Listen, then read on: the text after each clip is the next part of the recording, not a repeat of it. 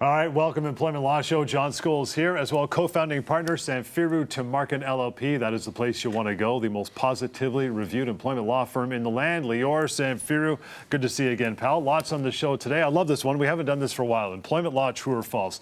Usually you ask me the questions, but we discussed before the show and I said, I'm not doing it. We're just going to leave them out there generally for you to learn. So that's the way it's going to happen, thereby avoiding some embarrassment for myself. Anytime you want to reach out, by the way, to Lior or his very capable crew, really simple, 1-855-821-5900. It is help@employmentlawyer.ca, and then a website built just for you, full of employment law know-how. You can learn so much. It's free. It's anonymous. That is called pocketemploymentlawyer.ca, which I'm sure we will refer to sometime during the show today as well. Employmentlawyer.ca, the website, that is where you go. The media tab, scroll down, or at least drop down menu, and you'll see where you can catch our long-running radio show as well. We like to play some calls for from the radio show and talk about them here every week. Lior, but first, as I go through the schedule, week that was, it's your call off the top, pal. Oh my gosh, so much going on. Tough to choose what to talk about, but I'm always glad to be here to be able to talk about some situations that I know are going to be relevant to so many of you out there watching.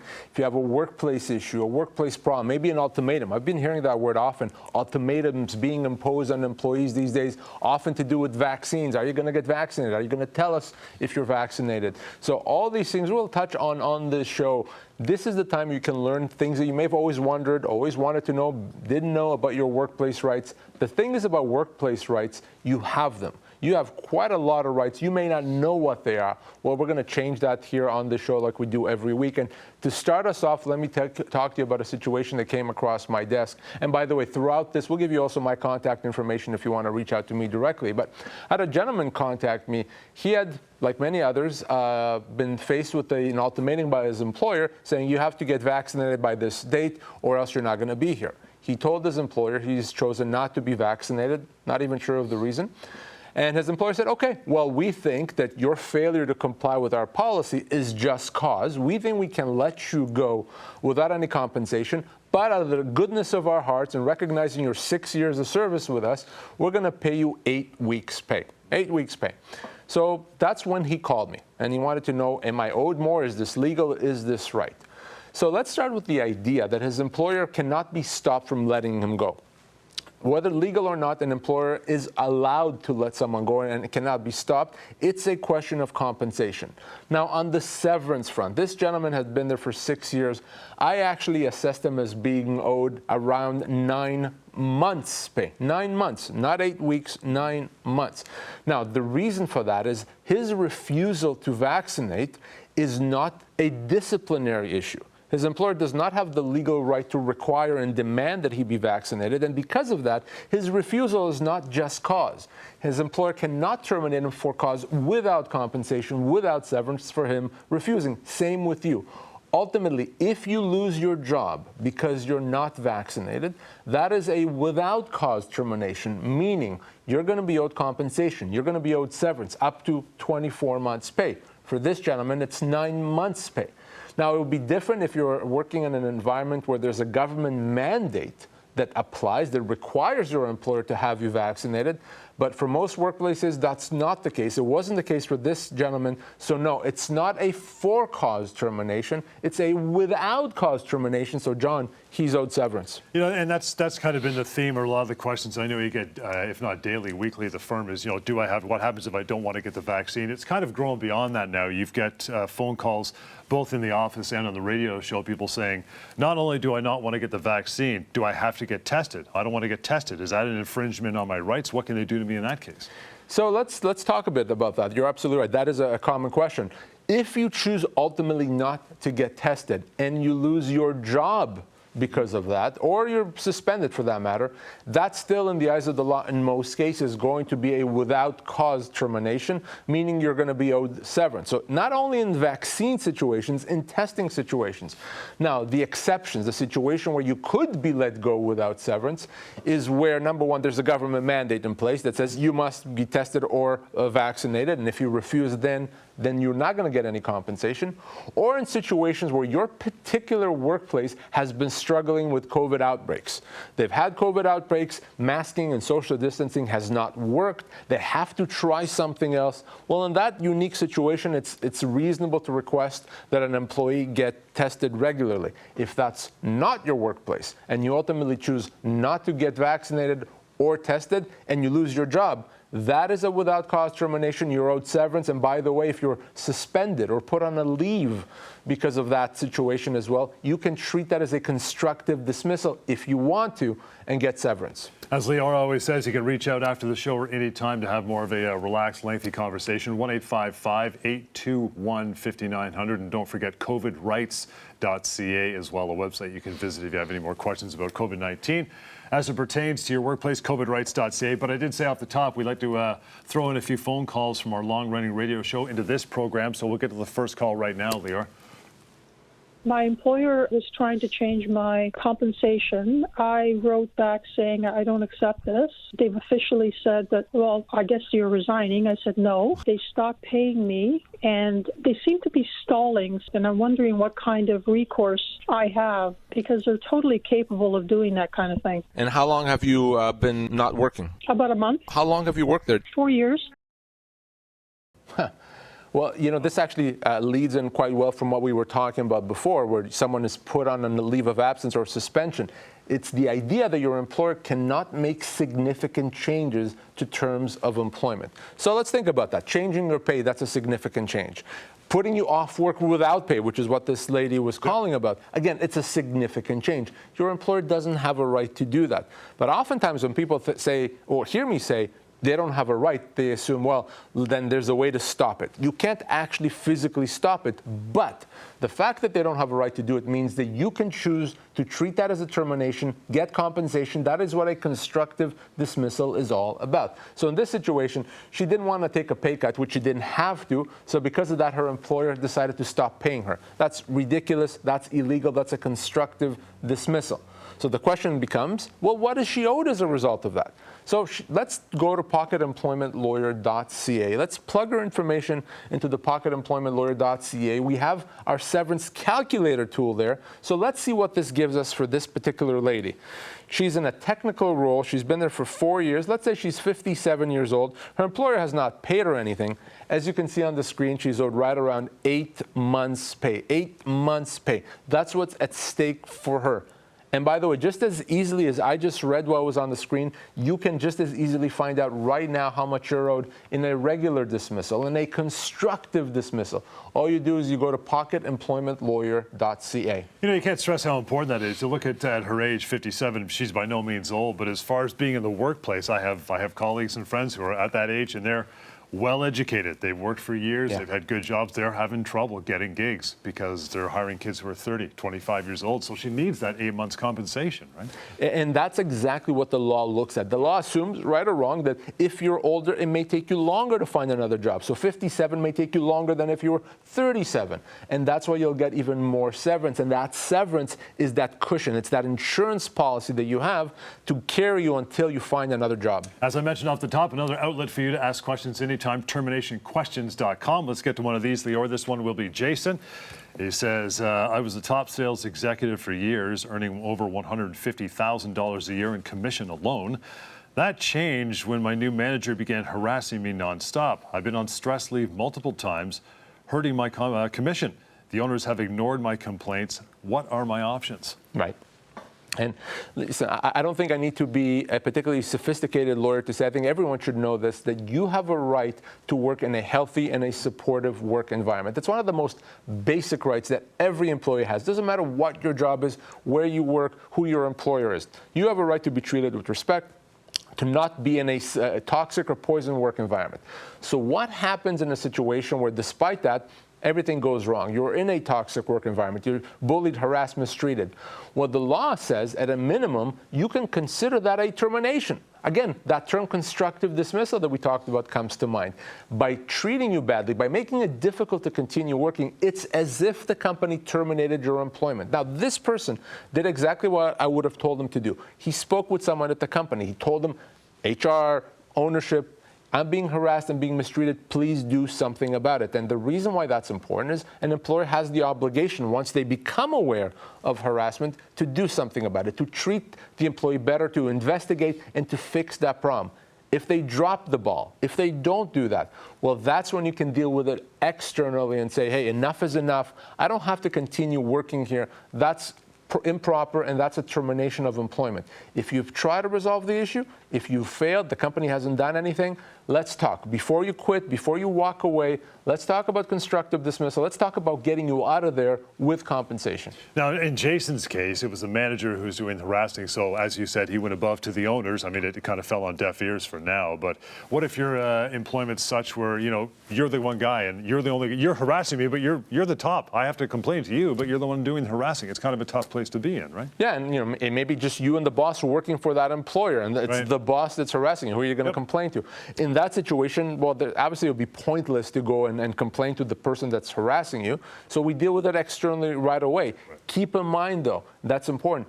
Ultimately, if you're going to say that you're being harassed, mistreated, and that's a constructive dismissal, we have to be able to show that harassment. The harasser is not going to just admit it. You can assume that. So what can we show to prove it? Are there emails, recordings, witnesses? Is there anything like that? And if there isn't, can we come up with them? Can we start recording things? Can we start documenting things? If you have that documentation, it's going to be so much easier to prove the harassment and deal with that issue. Got a short break right now, but coming up, employment law, true or false, another opportunity for you to learn a lot more. So stick around for that. In the meantime, 1-855-821-5900. And for email anytime, help@employmentlawyer.ca. We'll continue. Employment law, she'll stick around. People think you have to sign back a severance offer by a deadline. EmploymentLawyer.ca says that is a myth. Deadlines are used as a pressure tactic. Make sure the offer is fair before you sign. Always check with the employment lawyer first at EmploymentLawyer.ca. Can insurance companies deny long-term disability claims for mental illness? When you're suffering from a mental health disability, insurance companies just don't understand. But we do. They can absolutely not force you back to work. If your doctors say you are not ready and you know you're not ready, they cannot make you go back to work. If you have a mental health disability and your claim is denied, don't give up. Give us a call and let us fight for you. Go to disabilityrights.ca. Discover your rights, fight back, and get what you're owed. People think you aren't owed severance pay if you are fired for a reason. EmploymentLawyer.ca says that is a myth. Most for-cause terminations are false, and you are still owed full severance. Always check with the employment lawyer first at EmploymentLawyer.ca.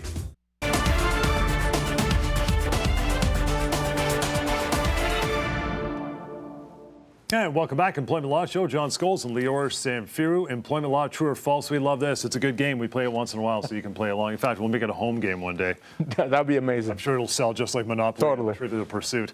Anyway, moving on. So I'm going to ask you these. You're going to say they're true or they're false and explain why. Number one is this, Lior. An employer has the right to change an employee's pay, duties, hours of work, location, so on and so forth, as required. Well, I think if there was a group of employers sitting here and we posed that question to them, hey, is this true or false? Most of them would say, yeah, of course it's true. I'm the boss. It's my workplace. I can decide. Not so fast. In fact, take a step way, way back. No. That statement, in fact, is false. An employer does not have the right to make significant changes to terms of employment. Now, we touched on this before. That's where this idea, this term, constructive dismissal comes up. That means if your employer changes your terms of employment, hey, now you're making less money. Now your hours have changed. All of a sudden, instead of working days, you're working afternoons, or your shifts are shorter. You have to work weekends, what have you, a significant change. You can say, wait a second, by doing that, something that I'm not happy with and I'm not accepting, you've essentially terminated my employment. You've constructively dismissed me, and now I'm owed severance. So that's something you should always be mindful of. Keep in mind, of course, if you want to, you're on the fence, you don't know what you should do, but you accept, you continue working, and then you change your mind, it's probably going to be too late to do something about it. So you really have to deal with it right away. What's the time period? You got a couple weeks, couple months to give it a shot, or what do you think? Yeah, you know, it depends on the change, but usually a few weeks. And even then, I would still rather you tell your employer, I'm very unsure about this. I don't know how I feel about it, but I'm going to try it for a few weeks. I'm going to try how I like this new role or these new hours for a few weeks, and then I'll let you know. Try it then for a few weeks and a few weeks only, 2-3 weeks or so. If you're fine, you're happy, good, you continue working. Otherwise, you can still say constructive dismissal. I had someone contact me earlier this week. His pay was cut by 40% over a year ago, and he finally called me and he said, "Can I do something about it?" And I said, "Well, what your employer did was completely illegal. It was illegal, but you accepted it. So now that becomes your reality. You can't do anything about it. So please don't let that happen to you." If you want to try it, take it out for a spin, as we say, get that in writing, of course, right? Like everything else. Always. When we talk about to say something to your employer, to ask your employer, if it's not in writing, it doesn't exist. Number 2, salaried employees aren't entitled to overtime pay. So that is another big misconception. That statement is false. So salaried employees also are entitled to overtime pay. Now, depending on what province you're in, that could be after 40 hours or 44 hours, it doesn't matter. You're entitled to overtime pay. We simply calculate your weekly earnings. We divide that by the number of hours in the week, and anything over that is 1.5 times. So your overtime rate is 1.5 times. Now, there are certain jobs that are exempt from overtime. For example, managers. A manager generally is exempt from overtime. Certain other professions, doctors, lawyers, engineers, a few other professions. But for most people, if you're on a salary or hourly, if you work more overtime or more hours into the overtime rate, you have to get paid overtime, again, even if you're on a salary. Employment law, true or false, continues. Hope you're enjoying it. Number 3 is this, pal. It's better to quit than be fired for any reason, so your employment record remains clean. Now, that is one that, we talked before having a group of employees. We can have a group of employees here and ask the question. They'll nod and say, yeah, that makes sense. It's better to quit than to be fired. I don't want that on my record. No, that statement, false. False. I'm starting to see a theme here. It's completely false. There is no reason why it would ever be better to be let go or to quit rather than be let go. It doesn't matter. There's no big repository where a big hanger with drawers with people's names where you can go and find out why someone left the job. No. The reality is that the difference between being let go and resigning is severance. If you resign, you don't get severance. If you are let go, you do get severance. So why would you ever walk away from a job just because, if you don't really want to, because you're afraid of being let go? No, if your employer wants to let you go, that's fine. They can. They'll have to pay you severance. So this whole idea, well, you have a choice, employee, resign or we're going to let you go. The answer is always going to be, then let me go. Pay me the severance that I'm owed. But why am I going to give you, employer, a gift by saving you tens of thousands of dollars in severance that you owe me?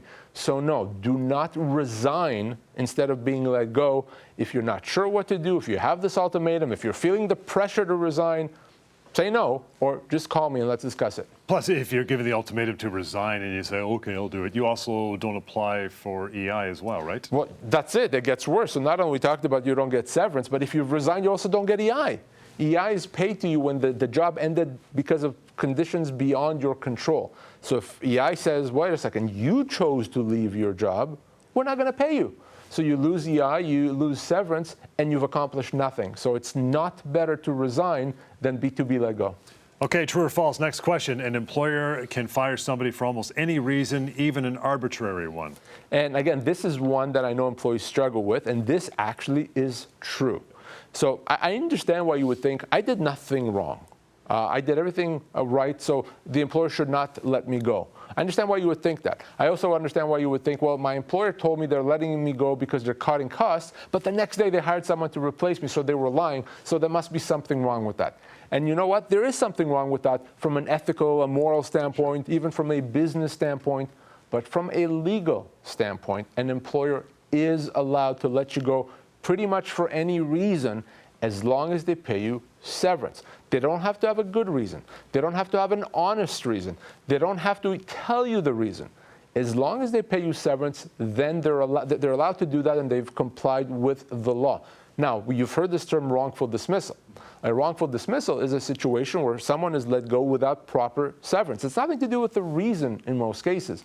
You could be wrongfully dismissed even if the reason is a perfect reason, if you haven't received proper severance, and 90% of the time, people are not offered anywhere near what they are owed. Now, of course, you cannot be let go for discriminatory reasons. You can't be let go because of your age, your ethnicity, your disability, your sexual orientation. That's illegal, and no amount of severance is going to cure that. But generally, if the reason is not discriminatory, you can be let go. It's just a matter of severance. We're doing employment law, true or false. We got one more, so we'll get to this one to wrap it up. It says a company can fire someone if they're going to be on a medical leave for more than a few weeks. Again, false. Well, we're talking about trues and false. Well, this is false completely. It's not true.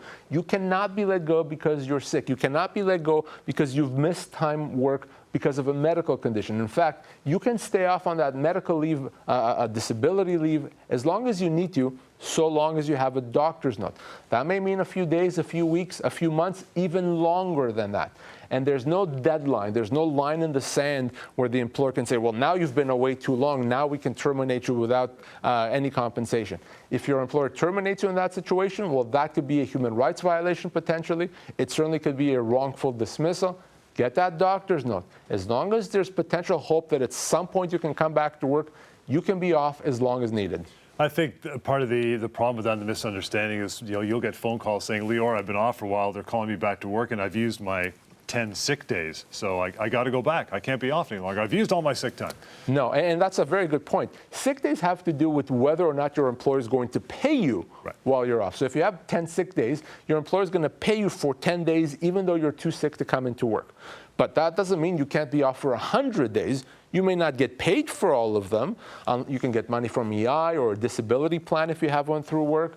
Your employer may not pay you, but it doesn't mean you can't be off. You can be off as long as you need to, if it's a legitimate medical issue supported by your doctor. The doctor is key. He's a gatekeeper of your health, and he or she has the final word whether you're able to work or not, right? Employees often don't understand the power their doctor holds. It's almost impossible for an employer to question a doctor, to go against doctor's advice, to disagree with a doctor. So if you have a doctor that says you can't work or that you need certain accommodation, you need modified duties, modified hours, your employer has to find a way to figure that out. So it's a very powerful tool to have. EmploymentLawyer.ca, the website for any other knowledge. It answers a lot of these questions that we've been doing on the True or False. It's also a place to find our radio shows and listen to some of those. And maybe call in one day to one of our radio shows across the country. We'd love to have you on. But phone call number 2 from the radio program's coming up now. I have worked for a company for about 5 years, and then I left on my own, and then I came back again and worked for them for another 3 years. Then I left again and came back after another couple years, worked for, let's say, another 2 years to the present date. If I were to lose my job or if they were to terminate me and offer me a severance, would they only owe me for the 2 years, or would all those other years be included or factored in? Did you sign most recently an employment agreement? Yes. Yeah, that's a good question. It is a great question, and by the way, it's a lot more common than you think. So you work for a company for a period of time, you leave, then you come back, and then at some point you're let go, and the question becomes, well, now when it comes to calculating your severance, how much seniority do you have? Does it all the years count that you were there, or do we only look at the last stretch? So let's talk a bit about that. Obviously, every situation is different, and the devil's in the details. But in many of these cases, where your seniority is not straight through, you've had various gaps in employment, your full length of service can be counted. Especially in situations where the gaps has not been huge, or in situations where your employer implicitly recognized your past service. They didn't put you on probation, they didn't treat you like a new employee, maybe they give you the old employee number, there was some recognition of past service. That is a very common situation. So you may have only worked for a company the last stretch for 2 years, but you've had 10 years prior. You may now be a 12-year employee. That's extremely important because the severance for a 12-year employee is going to be a lot more than the severance for a 2-year employee. So that's another reason 2,454, I think, why it's so important to get advice if you lose your job, because you may have a lot more seniority than you realize. What's the threshold as far as the gap is concerned, between the time you left the original time and came back for a second kick? It's tough to say. I'm more interested in, has the company somehow recognized, implicitly even, your past service? Did they come after you and say, hey, John, you used to work here in the past. We'd love to have you back. Well, that's going to be very important. If that's what happened, chances are that you're going to be able to get credit for your full service. But we really need to know some details.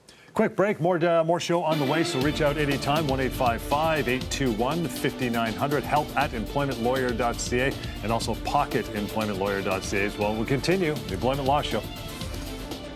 People think you should go to the government to get severance pay. EmploymentLawyer.ca says that is a myth. Government can only help you get minimum severance, but not everything you're entitled to. Always check with the employment lawyer first at EmploymentLawyer.ca.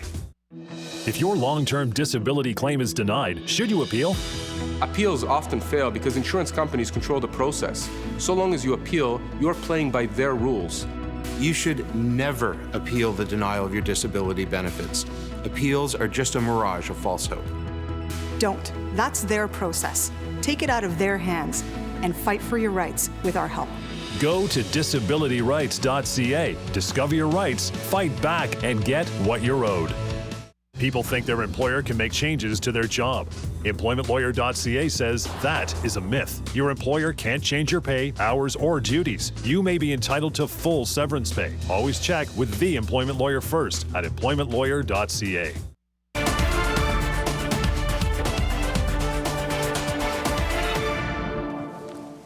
And welcome back, Employment Law Show. A couple minutes to go here. Time for our third phone call of the show. Leo, right now. My friend terminated, 50 years old, worked that place for 16 years. They're offering 8 months salary. The pension plan matching, benefit plan they are giving. It's an accounting clerk, payable, receivable, that kind of job. Is that a good deal?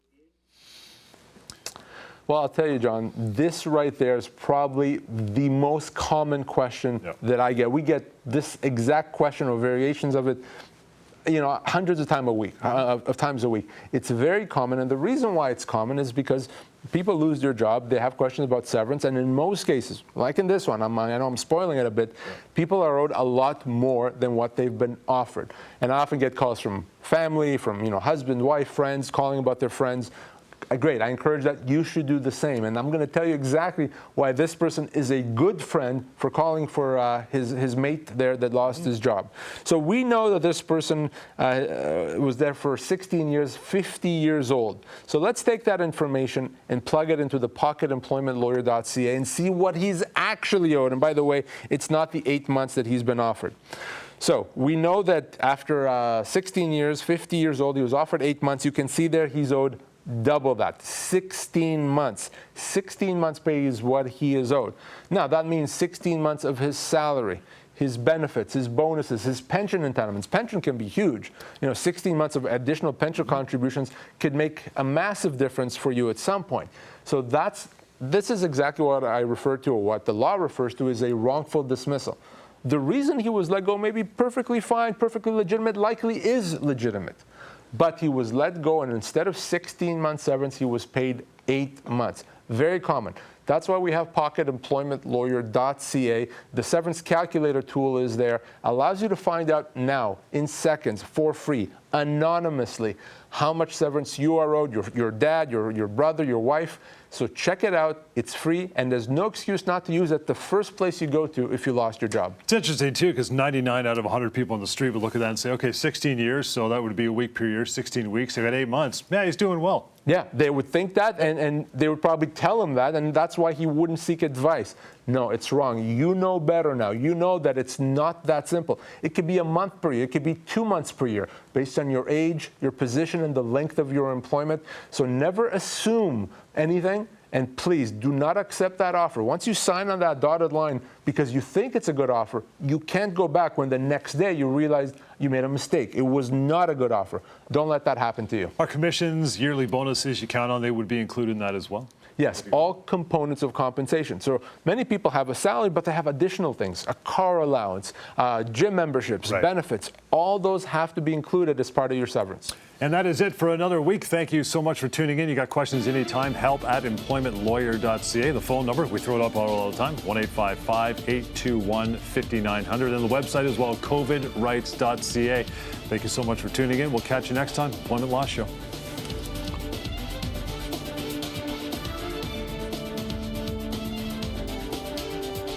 Closed captioning of this program is brought to you in part by SeverancePayCalculator.com. Find out how much you are owed right now. SeverancePayCalculator.com.